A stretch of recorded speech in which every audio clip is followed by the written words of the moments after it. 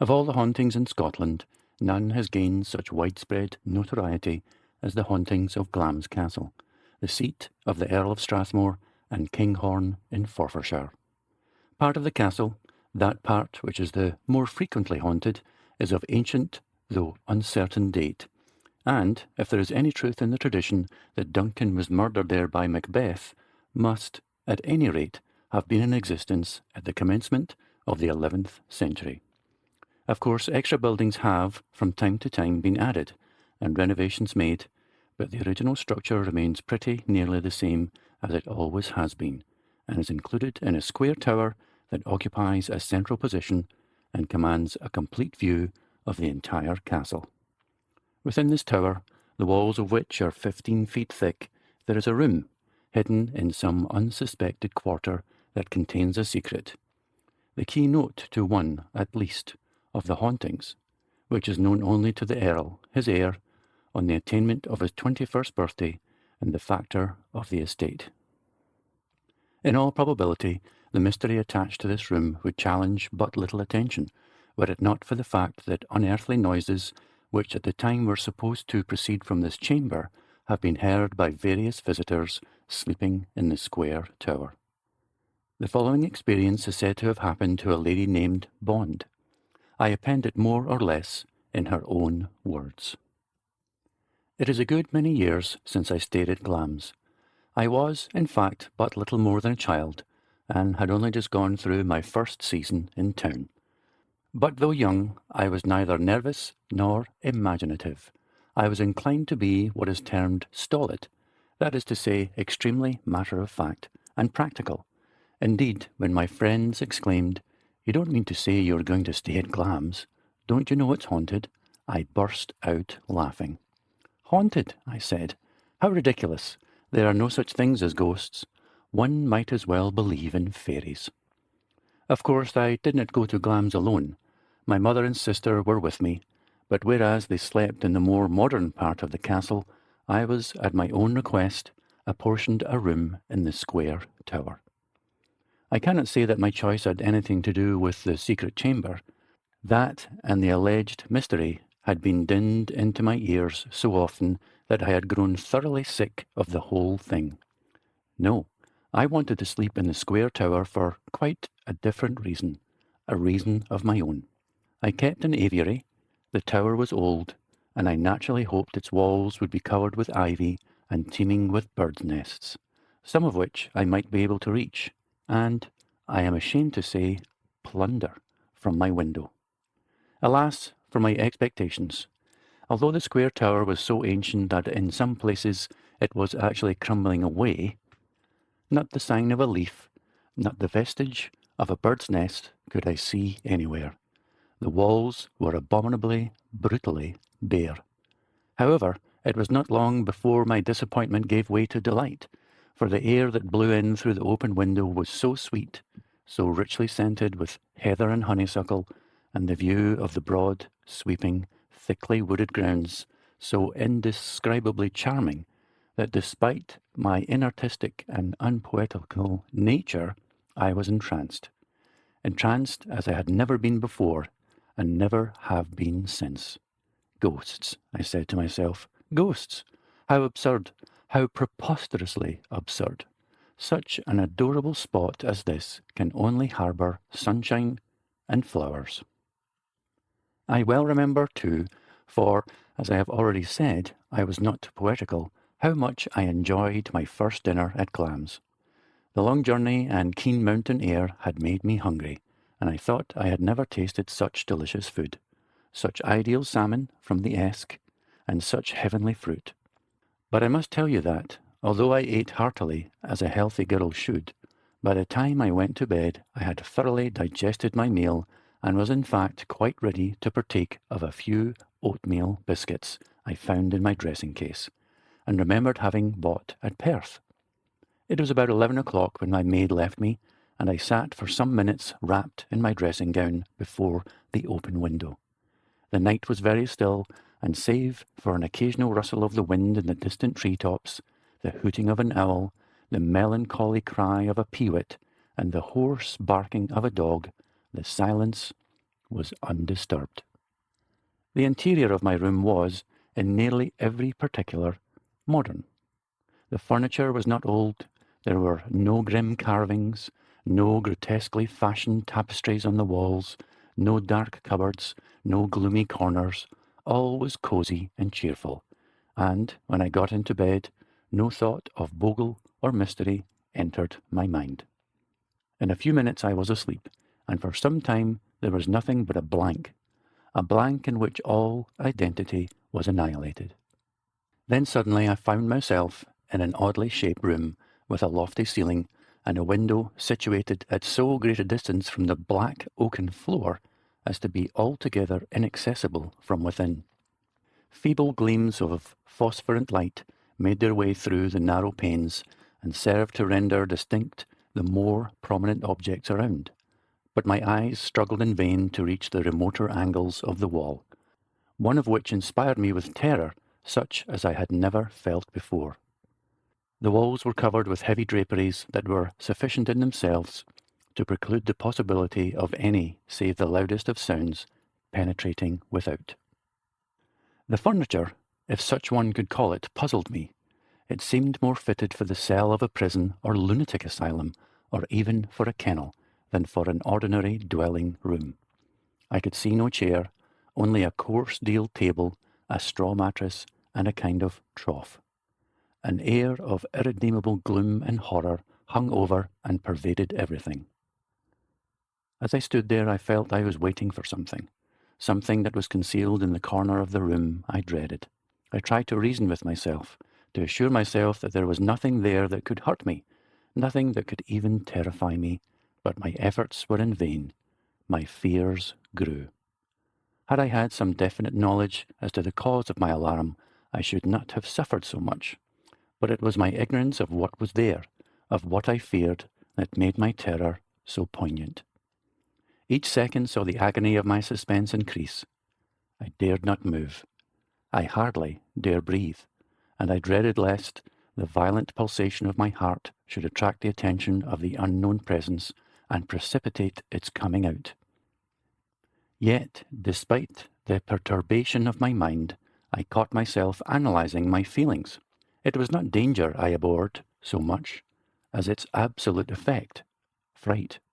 I shuddered at the bare thought of what result the most trivial incident, the creaking of a board, ticking of a beetle, or hooting of an owl, might have on the intolerable agitation of my soul.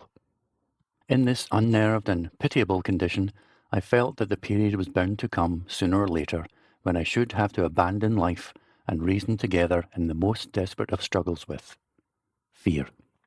At length, something moved. An icy chill ran through my frame, and the horror of my anticipations immediately reached its culminating point. The presence was about to reveal itself. The gentle rubbing of a soft body on the floor, the crack of a bony joint, breathing, another crack, and then, was it my own excited imagination, or the disturbing influence of the atmosphere, or the uncertain twilight of the chamber that produced before me, in the Stygian darkness of the recess, the vacillating and indistinct outline of something luminous and horrid? I would gladly have risked futurity to have looked elsewhere. I could not. My eyes were fixed. I was compelled to gaze steadily in front of me. Slowly, very slowly, the thing, whatever it was, took shape. Legs, crooked, misshapen human legs. A body, tawny and hunched. Arms, long and spidery, with crooked, knotted fingers. A head, large and bestial, and covered with a tangled mass of grey hair that hung around its protruding forehead and pointed ears in ghastly mockery of curls. A face, and herein was the realization of all my direst expectations. A face, white and staring, pig-like in formation, malevolent in expression, a hellish combination of all things foul and animal, and yet, withal, not without, a touch of pathos. As I stared at it aghast, it reared itself on its haunches after the manner of an ape, and leered piteously at me. Then shuffling forward, it rolled over and lay sprawled out like some ungainly turtle, and wallowed, as for warmth, in the cold grey beams of early dawn. At this juncture the handle of the chamber door turned. Someone entered. There was a loud cry, and I awoke to find the whole tower, walls and rafters, ringing with the most appalling screams I have ever heard. Screams of something or of someone, for there was in them a strong element of what was human as well as animal in the great distress.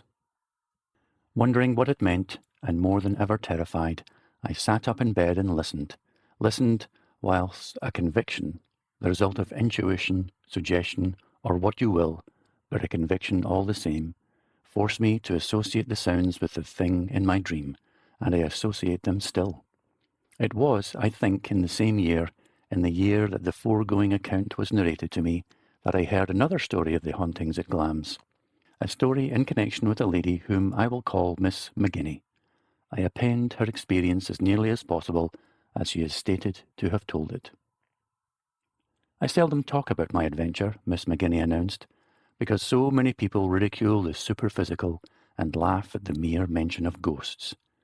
I own I did the same myself till I stayed at Glamis, but a week there quite cured me of scepticism, and I came away a confirmed believer. The incident occurred nearly 20 years ago, shortly after my return from India, where my father was then stationed. It was years since I had been to Scotland. Indeed, I had only once crossed the border, and that when I was a babe. Consequently, I was delighted to receive an invitation to spend a few weeks in the land of my birth. I went to Edinburgh first. I was born in Drumshay Gardens, and thence to Glamis. It was late in the autumn, the weather was intensely cold, and I arrived at the castle in a blizzard. Indeed, I do not recollect ever having been out in such a frightful storm. It was as much as the horses could do to make headway, and when we reached the castle, we found a crowd of anxious faces eagerly awaiting us in the hall. Chilled! I was chilled to the bone, and I thought I never should thaw. But the huge fires and bright and cosy atmosphere of the rooms, for the interior of Glamis was modernised throughout, soon set me right, and by tea time I felt nicely warm and comfortable. My bedroom was in the oldest part of the castle, the square tower, but although I had been warned by some of the guests that it might be haunted, I can assure you that when I went to bed, no subject was farther from my thoughts than the subject of ghosts. I returned to my room at about 11:30. The storm was then at its height. All was babel and confusion. Impenetrable darkness mingled with the wildest roaring and shrieking, and when I peeped through my casement window, I could see nothing. Panes were shrouded in snow, snow which was incessantly dashed against them with cyclonic fury. I fixed a comb in the window frame so as not to be kept awake by the constant jarring, and with the caution characteristic of my sex, looked into the wardrobe and under the bed for burglars. Though heaven knows what I should have done had I found one there. Placed a candlestick and matchbox on the table by my bedside, lest the roof or window should be blown in during the night, or any other catastrophe happen, and after all these preparations, got into bed. At this period of my life I was a sound sleeper, and being somewhat unusually tired after my journey, I was soon in a dreamless slumber. What awoke me I cannot say, but I came to myself with a violent start, such as might have been occasioned by a loud noise. Indeed, that was, at first, my impression, and I strained my ears to try and ascertain the cause of it. All was, however, silent. The storm had abated, and the castle and grounds were wrapped in an almost preternatural hush. The sky had cleared, and the room was partially illuminated by a broad stream of silvery light that filtered softly in through the white and tightly drawn blinds. A feeling that there was something unnatural in the air, that the stillness was but the prelude to some strange and startling event, gradually came over me. I strove to reason with myself, to argue that the feeling was wholly due to the novelty of my surroundings, but my efforts were fruitless, and soon there stole upon me a sensation to which I had been hitherto an utter stranger, I became afraid. An irrepressible tremor pervaded my frame. My teeth chattered, my blood froze. Obeying an impulse I could not resist, I lifted myself up from the pillows and, peering fearfully into the shadowy glow that lay directly in front of me, listened. Why I listened I do not know, saving that an instinctive spirit prompted me. At first I could hear nothing, and then from a direction I could not define there came a noise. Low, distinct, uninterpretive.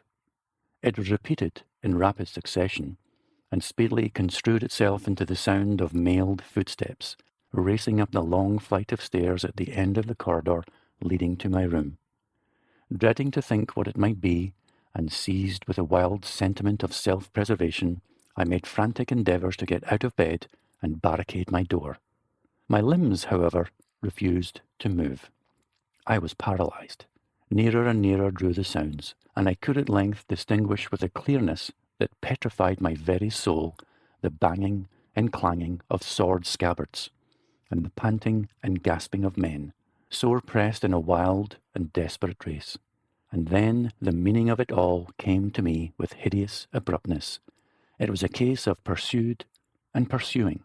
The race was for life.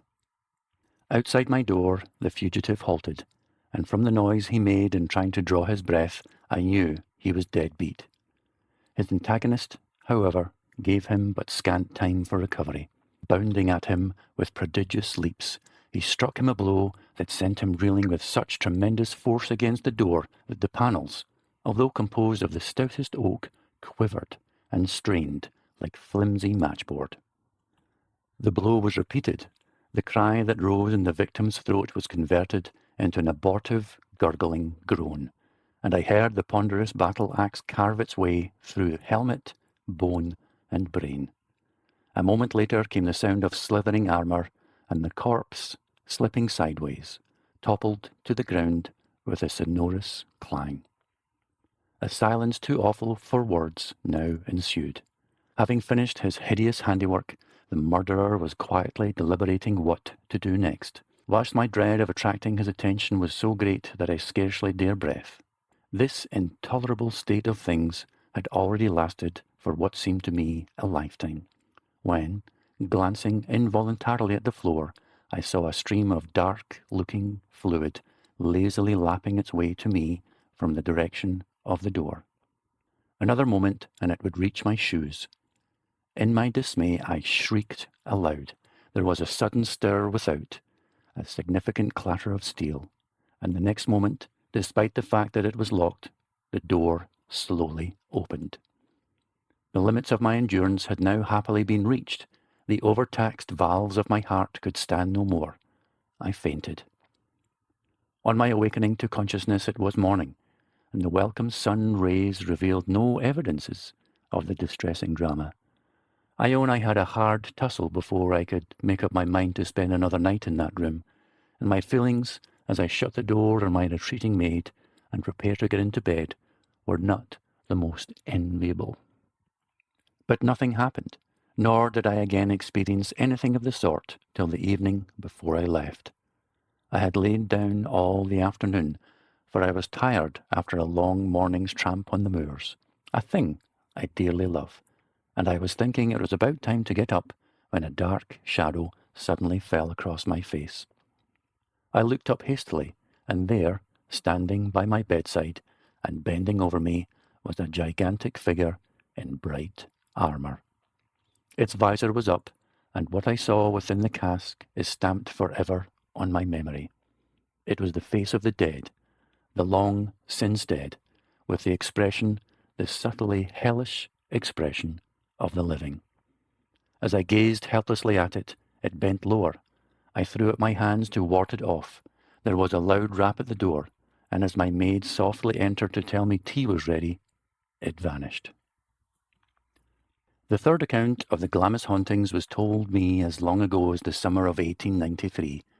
I was travelling by rail from Perth to Glasgow, and the only other occupant of my compartment was an elderly gentleman who, from his general air and appearance, might have been a dominie or member of some other learned profession.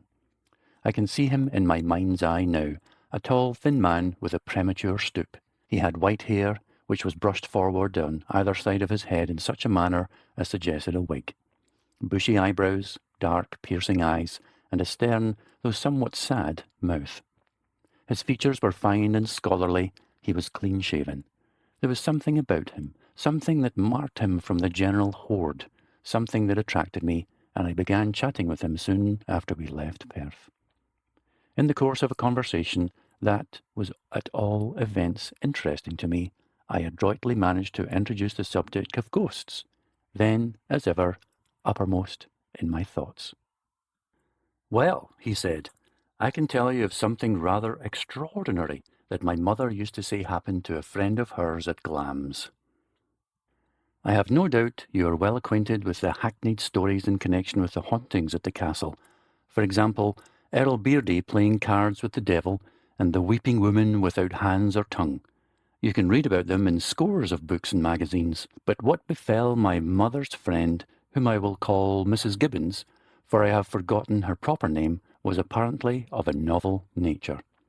The affair happened shortly before Mrs. Gibbons died, and I always thought that what took place might have been in some way connected with her death. She had driven over to the castle one day during the absence of the owner to see her cousin, who was in the employ of the Earl and Countess.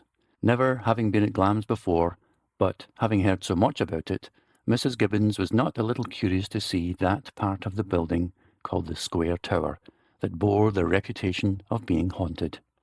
Tactfully biding an opportunity, she sounded her relative on the subject, and was laughingly informed that she might go anywhere about the place she pleased, saving to one spot, namely Bluebeard's chamber, and there she could certainly never succeed in poking her nose, as its locality was known only to 3 people, all of whom were pledged never to reveal it.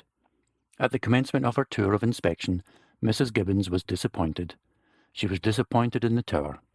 She had expected to see a gaunt, grim place, crumbling to pieces with age, full of blood-curdling, spiral staircases and deep, dark dungeons, whereas everything was the reverse. The walls were in excellent state of preservation, absolutely intact, the rooms bright and cheerful and equipped in the most modern style.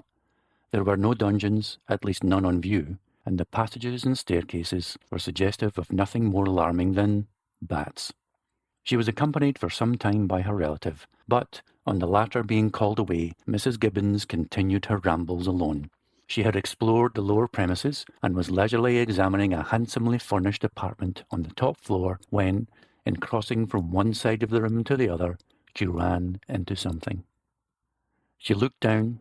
Nothing was to be seen. Amazed beyond description, she thrust out her hands, and they alighted on an object, which she had little difficulty in identifying. It was an enormous cask or barrel lying in a horizontal position. She bent down close to where she felt it, but she could see nothing but the well-polished boards of the floor. To make sure again that the barrel was there, she gave a little kick and drew back her foot with a cry of pain. She was not afraid. The sunshine in the room forbade fear, only exasperated. She was certain a barrel was there, that it was objective, and she was angry with herself for not seeing it. She wondered if she were going blind. But the fact that other objects in the room were plainly visible to her discountenanced such an idea. For some minutes she poked and jabbed at the thing, and then, seized with sudden and uncontrollable panic, she turned round and fled. And as she tore out of the room, along the passage and down the seemingly interminable flight of stairs, she heard the barrel behind her in close pursuit. Bump, bump, bump. At the foot of the staircase, Mrs. Gibbons met her cousin, and as she clutched the latter for support, the barrel shot past her, still continuing its descent. Bump, bump, bump, though the steps, as far as you could see, had ended, till the sounds gradually dwindled away in the far distance. Whilst the manifestations lasted, neither Mrs. Gibbons nor her cousin spoke, but the latter, as soon as the sounds had ceased, dragged Mrs. Gibbons away, and in a voice shaking with terror cried, "Quick, quick, don't, for heaven's sake, look round. Worse has yet to come." and pulling Mrs. Gibbons along in breathless haste, she unceremoniously hustled her out of the tower. "That was no barrel," Mrs. Gibbons' cousin subsequently remarked by way of explanation. "I saw it. I have seen it before. Don't ask me to describe it. I dare not. I dare not even think of it. Whenever it appears, a certain thing happens shortly afterwards. Don't on any account say a word about it to anyone here." And Mrs. Gibbons, my mother told me, came away from Glam's 1,000 times more curious than she was when she went. The last story I have to relate is one I heard many years ago when I was staying near Balmoral. A gentleman named Vance with strong antiquarian tastes was staying at an inn near the Strathmore estate, and roaming abroad one afternoon in a fit of absent-mindedness entered the castle grounds.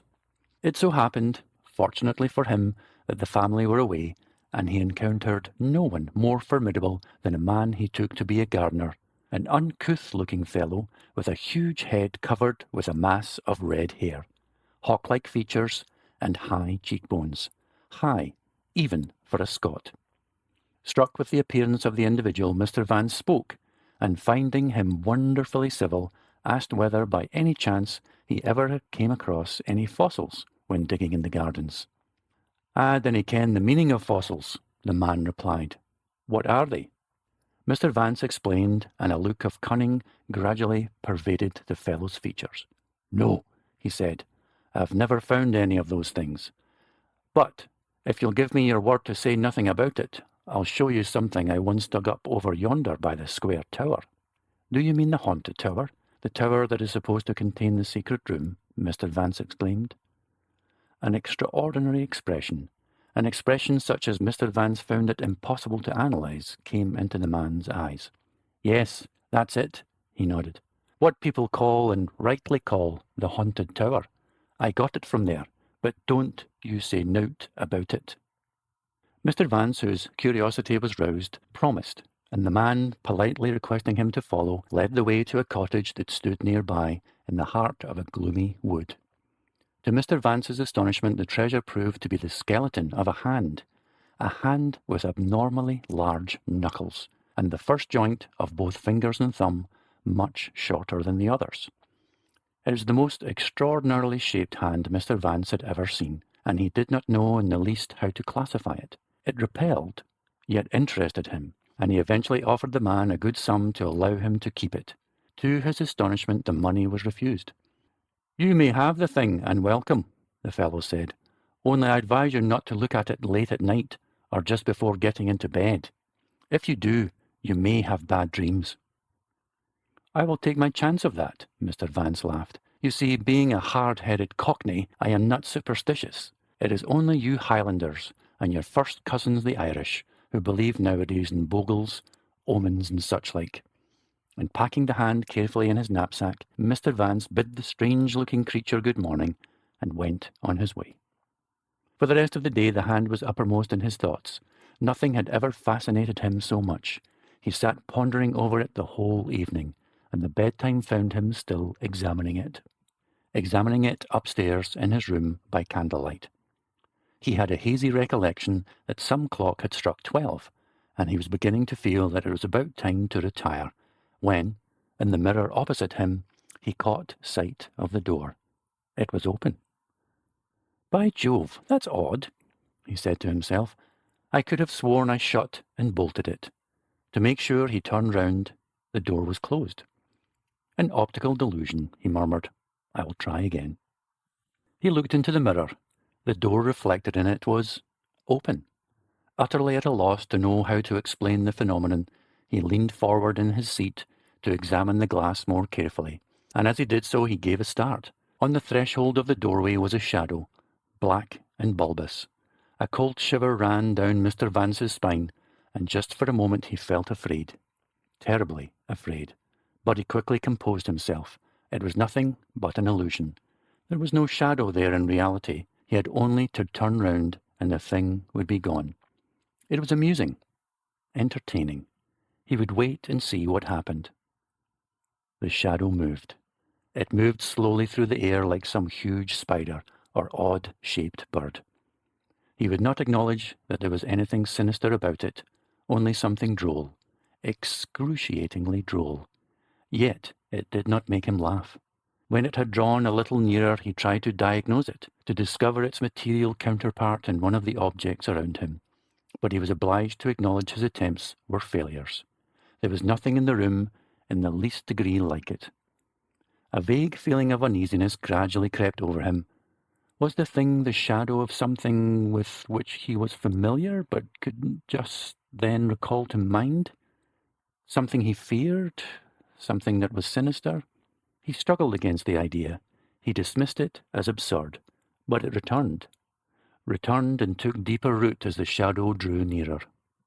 He wished the house was not quite so silent, that he could hear some indication of life, anything for companionship, and to rid him of the very oppressive sense of loneliness and isolation. Again a thrill of terror ran through him. "Look here," he exclaimed aloud, glad to hear the sound of his own voice. "Look here, if this goes on much longer, I shall begin to think I'm going mad. I have had enough, and more than enough of magic mirrors for one night. It's high time I got into bed." He strove to rise from his chair, to move. He was unable to do either. Some strange tyrannical force held him a prisoner. A change now took place in the shadow. The blur dissipated, and the clearly defined outlines of an object that made Mr. Vance perfectly sick with apprehension, slowly disclosed themselves. His suspicions were verified. It was the hand. The hand, no longer skeleton but covered with green, mouldering flesh, feeling its way slyly and stealthily towards him, towards the back of his chair. He noted the murderous twitching of its short, flat fingertips, the monstrous muscles of its hideous thumb, and the great clumsy hollows of its clammy palm. It closed in upon him. Its cold, slimy, detestable skin touched his coat, his shoulder, his neck, his head. It pressed him down, squashed, suffocated him. He saw it all in the glass, and then an extraordinary thing happened. Mr. Vance suddenly became animated. He got up and peeped furtively round. Chairs, bed, wardrobe had all disappeared. So had the bedroom, and he found himself in a small, bare, comfortless, queerly constructed apartment without a door, and with only a narrow slit of a window somewhere near the ceiling. He had in one of his hands a knife with a long, keen blade, and his whole mind was bent on murder. Creeping stealthily forward, he approached a corner of the room, where he now saw, for the first time, a mattress on which lay a huddled-up form. What the thing was, whether human or animal, Mr. Vance did not know, did not care. All he felt was that it was there for him to kill, that he loathed and hated it with a hatred such as nothing else could have produced. Tiptoeing gently out to it, he bent down, and lifting his knife high above his head, plunged it into the thing's body with all the force he could command. He recrossed the room and found himself once more in his apartment at the inn. He looked for the skeleton hand. It was not where he had left it. It had vanished. Then he glanced at the mirror, and on its brilliantly polished surface saw not his own face, but the face of the gardener, the man who had given him the hand. Features, colour, hair, all were identical, wonderfully, hideously identical, and as the eyes met his, they smiled devilishly. Early the next day, Mr. Vance set out for the Spinney Inn cottage. They were not to be found. Nobody had ever heard of them. He continued his travels, and some months later, at a lone collection of pictures in a gallery in Edinburgh, he came to a very abrupt halt, before the portrait of a gentleman in ancient costume. The face seemed strangely familiar. The huge head with thick, red hair, the hawk-like features, the thin and tightly compressed lips. Then, in a trice, it all came back to him. The face he looked at was that of the uncouth gardener, the man who had given him the hand, and to clinch the matter, the eyes leered.